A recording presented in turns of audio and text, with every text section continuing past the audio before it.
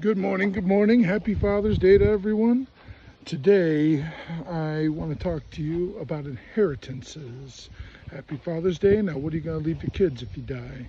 Now, this morning, I'm really going to just focus on like cleaning, tidying up, picking up the kids' toys, putting it away, just cleaning up the yard. But I want to do it while I talk to you about, inheritances. So, right now, if I died, my kids aren't getting any inheritance. They're getting a bunch of debts owed, and that's unacceptable. No father wants that for their kids. I'm going to take care of that, okay? So here's something people do. I need to talk to a tax lawyer. I need to learn about this. There's a lot of knowledge to it, and I'm learning more and more all the time. But what you do is you start a company. All right, this is what I'm going to do. Start a company, and you make yourself the owner of that company, you and your wife or your significant other, the owner of that company. And then you make your kids like the board of advisors or on the board, okay? You take this land, put it in the company's name. Okay, so now the company owns it. After I get done paying the mortgage, I'm going to start paying rent to the company. And the company is going to bring in some money, and it's paying rent to a company that I own. So basically, I'm paying to myself. All right. So once you have that, there's certain things that companies can do that people can't. For instance, I could buy some equipment for around the house, write it off on the taxes as a business expense. That's a big one. You need to go to, I need to buy a new truck eventually, okay? I would like to get an F-250 or a diesel powered. If you have the company buy it outright, it'll get a corporate discount, plus it'll be able to finance to you, buy it outright, finance to you, and you will be paying interest to the company that you own. Eventually, my son's going to want to turn 16. He's going to want a truck. I would highly suggest a truck, but have the company. And then when he wants to move out, tell him to rent from a house that is owned by the company. It's basically a means of pooling resources together. When someone needs something, you can have the company do it. Write it off on your taxes.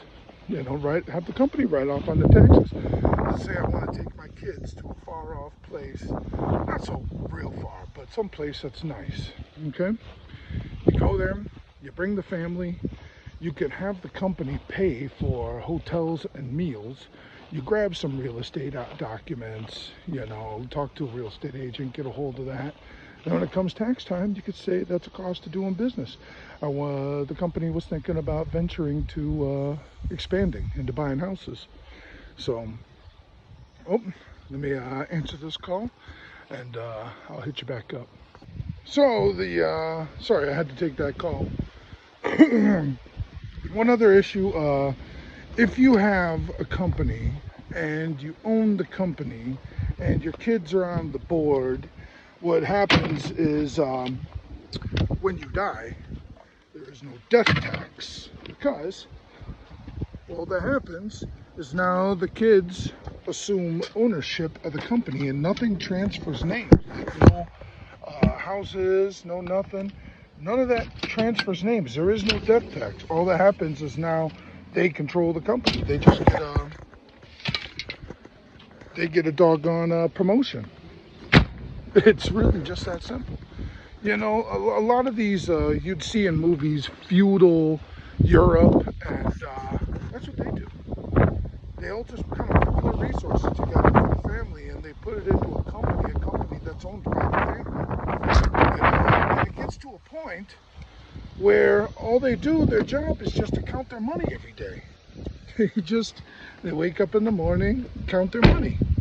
And isn't that a nice job? Isn't that a nice job? You may have to show up someplace, say, hey, someone like a pimp, like, hey, where the F's my money? I'm counting my money, I'm a little short. But really, that is the way to go, people, and that's my plan. Okay, I'm gonna make my million with real estate. A lot of people think it's horrible, they hate it. Some people aren't cut out to be a landlord. Me personally, I've been a landlord before. When I was a young kid, it was the worst job I ever had. You know, people don't want to pay you, and then you got to be a jerk. You got to be a jerk. So no one wants to go through that.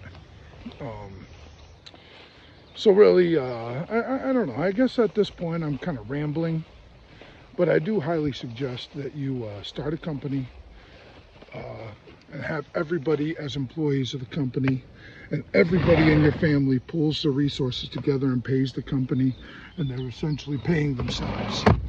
My ultimate goal is the $1 million, but what the bare minimum is 3 properties, so that when I die, eventually, well, hopefully later than sooner, but when I die, I want to be able to leave my kids a house each, you know, and hopefully they can keep up the mindset that I have to invest in the company and use the company to do all your business. It really works out better. You'll see. And now I need to do more analysis, but all I need to do is figure out what I can do and what I can't do.